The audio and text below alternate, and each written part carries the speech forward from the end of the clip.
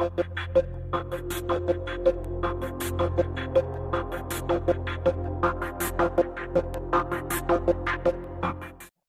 Messieurs, bonsoir et bienvenue à cette nouvelle édition de Tête à Tête avec Jean-Emmanuel. Aujourd'hui, je suis en tête à tête avec moi-même, comme vous le m'aviez demandé, une petite réflexion sur l'actualité sous forme d'édito, souvent aide dans votre regard, dans votre réflexion sur quelques points d'actualité. Et aujourd'hui, je voudrais analyser avec vous plus ou moins le fameux pacte de transition signé cette semaine entre les acteurs de tous les horizons en Haïti. La signature de ce pacte est présentée comme une avancée majeure dans le processus de transition. À première vue, le discours est séduisant. Stabilité, élection, unité nationale, responsabilité historique. Mais derrière toute cette rhétorique bien calibrée qui a été présentée, se cache aussi une série de questions fondamentales. D'abord, j'aimerais qu'on regarde ensemble la notion de pacte. Et c'est pour ça que j'ai titré ma réflexion Un nouveau pacte, pourquoi faire? De quel pacte parle-t-on réellement? Un pacte est censé être un contrat moral et politique entre des acteurs qui s'engagent à respecter des règles claires, mais surtout des règles limitées dans le temps et des règles orientées vers le bien commun. Or, dans la forme actuelle de ce que j'ai vu de ce pacte, ça semble plutôt consacrer une concentration du pouvoir entre les mains d'un exécutif sans véritable contrepoids, sans échéance clairement définie et avec une capacité inquiétante d'intervention sur la Constitution elle-même. D'abord, c'est une autre transition, l'un des principes fondamentaux de toute transition démocratique est sa limitation dans le temps. Une transition n'a pas pour vocation de durer, encore moins de se transformer en régime déguisé. Pourtant, ce pacte ne fixe pas de balises précises. Donc, on va revenir dans du déjà vu, ce que nous appelons du transitoire permanent. Il n'y a pas d'échéance claire. La transmission sans cet agenda, sans cet échéancier, risque de devenir une zone grise, un espace où l'exception devient la norme et où le provisoire s'installe durablement, comme c'est le cas avec les précédentes expériences que nous avons faites. Pourquoi je le dis? Parce que accorder à un gouvernement de transition le pouvoir, entre autres, d'opérer des changements constitutionnels, c'est une décision lourde de conséquences. La Constitution n'est pas un simple instrument politique. Elle est le socle du contrat social et de l'engagement par rapport aux citoyens, par rapport à la population. Donc, modifier ce socle en période de transition, sans mandat populaire direct, pose une question essentielle. Qui donne cette légitimité à ce pouvoir? Parce que ce glissement peut ouvrir la porte à toutes sortes de dérives, y compris à une reconfiguration du pouvoir au bénéfice de ceux qui le détiennent déjà. On a entendu le discours officiel du Premier ministre qui met en avant le dialogue, l'unité et la responsabilité. Mais, dans les faits, ce pacte ressemble davantage à un mécanisme de répartition du pouvoir entre acteurs politiques et non à une perspective de refondation nationale. Dans une sortie de crise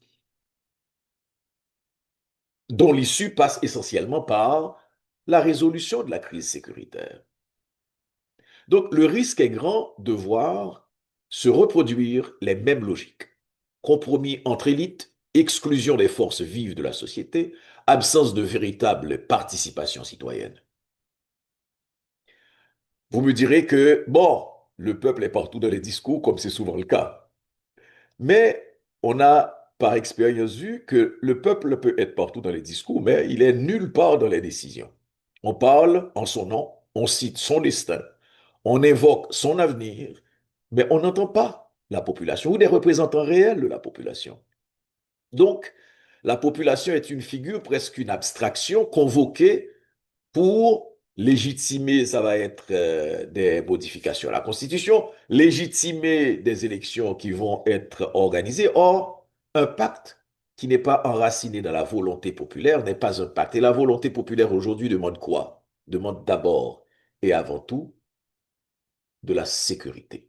Donc, ce qui est présenté comme un pacte est plus un arrangement qu'autre chose.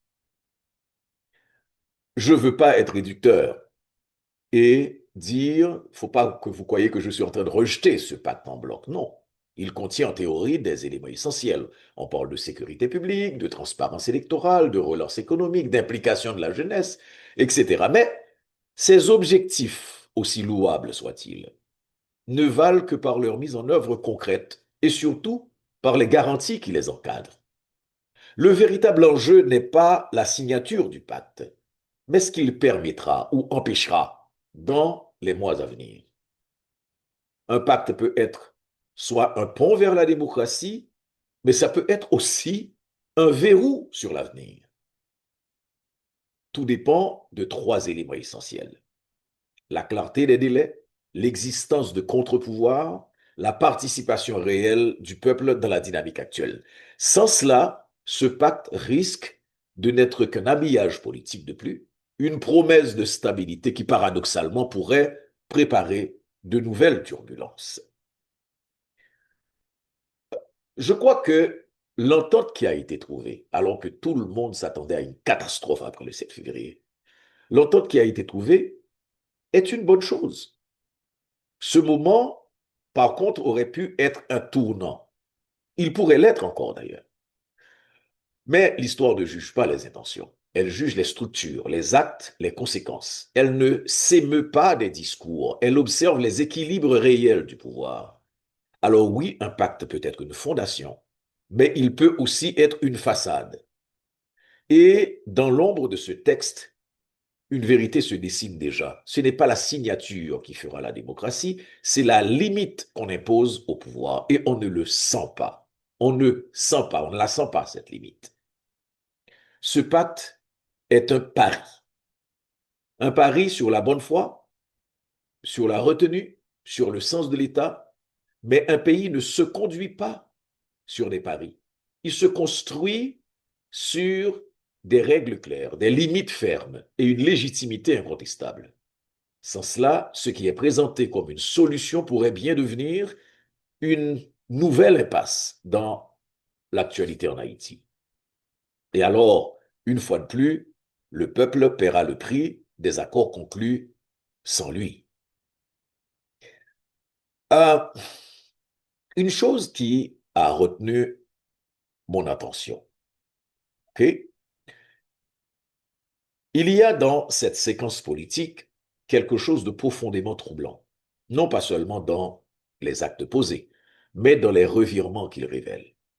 J'ai été étonné de voir certains secteurs, hier encore férocement critiques à l'égard de Alex Fizemé, tirer à boulet rouge sur sa personne, sur sa gestion, sur sa légitimité, et presque sans transition, apposer leur signature au bas d'un pacte qui lui confère aujourd'hui l'essentiel du pouvoir.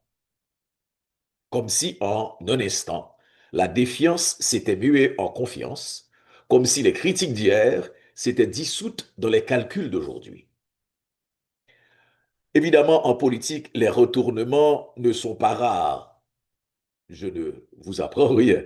On est tellement habitué à voir des gens changer leur fusil d'épaule, de secteurs, de partis, de leaders changer leur fusil d'épaule. Défunt Jean-Dominique disait qu'il y en a qui changent tellement leur fusil d'épaule souvent que leurs épaules sont endolories. Mais certains retournements interrogent plus que d'autres. Car enfin, que s'est-il passé entre le moment où l'on dénonçait un homme et celui où on lui confie les deux mains sur le volant? S'agit-il d'une conversion sincère, d'un sursaut de responsabilité, ou plus simplement d'un réalignement dicté par des forces qui dépassent le cadre national? Et c'est ici que le silence devient éloquent, car dans cette reconfiguration soudaine, un acteur semble absent des discours, mais omniprésent dans les faits, l'international, et plus précisément l'ambassade des États-Unis en Haïti. Lorsqu'une puissance étrangère fait un choix, même sans l'imposer ouvertement, mais dans le cas de Didier Fils-Aimé, le choix a été imposé ouvertement, ce choix crée une gravité politique. Il attire, il aligne, il réorganise les positions. Dès lors, ce qui semblait hier impossible devient soudain acceptable. Ce qui était dénoncé devient toléré. Ce qui était combattu devient signé. Il ne s'agit pas ici de sombrer dans le simplisme ou la théorie du complot, mais de regarder lucidement les dynamiques à l'œuvre. Dans un pays fragilisé, dépendant, sous pression constante, les décisions politiques ne se prennent jamais dans un vide. Elles s'inscrivent dans un champ de force où l'international pèse, oriente et souvent arbitre. La question n'est donc pas de savoir s'il y a influence, on le sait. Elle est de savoir jusqu'où elle va et surtout à partir de quel moment l'adhésion cesse d'être un choix pour devenir un alignement. Ce pacte, au fond, ne révèle pas seulement une volonté de transition. Il révèle un rapport de force. Un rapport où les oppositions d'hier se recomposent, les lignes idéologiques s'effacent et les décisions semblent répondre à une logique qui dépasse le seul intérêt national.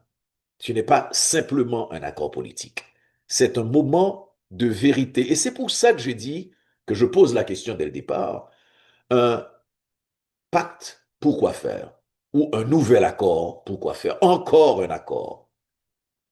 On dit aujourd'hui que le Premier ministre, comme je le soulignais, a les deux mains sur le volant. Peut-être. Mais dans un pays comme le nôtre, la vraie question est ailleurs. Qui trace la route? Car tenir le volant ne signifie pas toujours choisir la direction. Et dans le silence qui entoure certaines signatures, dans la rapidité de certains revirements, dans l'ombre portée de certains appuis, une inquiétude persiste, celle de voir la souveraineté devenir une variable d'ajustement et la politique nationale le reflet d'arbitrage venu d'ailleurs. Il y a une vérité que l'on contourne, que l'on évite, que l'on recouvre de discours techniques et de promesses électorales, mais un pays ne vote pas quand il ne vit plus. Aujourd'hui, l'urgence n'est pas institutionnelle, elle est existentielle. Des quartiers entiers sont vidés, des familles ont fui, des maisons sont abandonnées ou occupées par des bandits. La peur a redessiné la carte du territoire. Ce ne sont plus seulement des zones de non-droit, ce sont des zones de non-vie. Alors de quelle élection parle-t-on?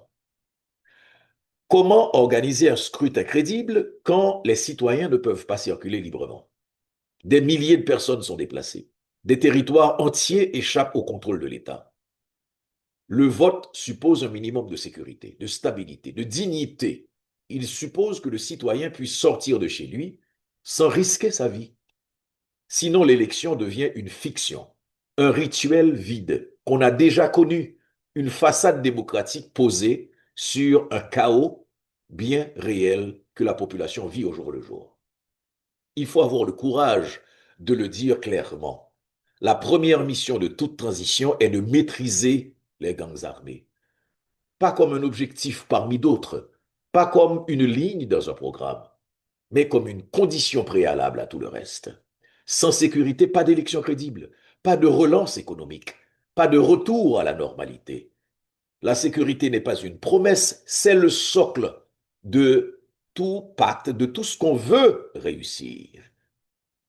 Au-delà des chiffres et des stratégies, il y a une réalité humaine. Des femmes, des hommes, des enfants qui attendent de rentrer chez eux. Reprendre les quartiers, c'est plus que rétablir l'ordre, c'est rendre aux gens leur quotidien, ouvrir leurs portes sans crainte, marcher dans leurs rues, envoyer leurs enfants à l'école, recommencer à vivre. Un État qui ne peut pas garantir cela ne peut pas organiser d'élections légitimes. On parle d'échéance, de processus, de calendrier électoral, mais un calendrier ne fait pas une démocratie. Fixer une date sans résoudre l'insécurité, c'est organiser l'échec à l'avance. C'est confondre vitesse et précipitation. C'est vouloir récolter là où on n'a rien semé. Il faut rappeler que toute démocratie commence par un minimum de conditions de vie. La démocratie ne commence pas dans les urnes, elle commence dans la rue, quand elle redevient praticable. Elle commence dans les maisons quand elles redeviennent habitables. Elle commence dans les esprits quand la peur recule. Avant de parler d'élection, il faut permettre au pays de respirer à nouveau. Sinon, nous continuerons à organiser des scrutins sans peuple, des transitions sans fin et des promesses sans réalité.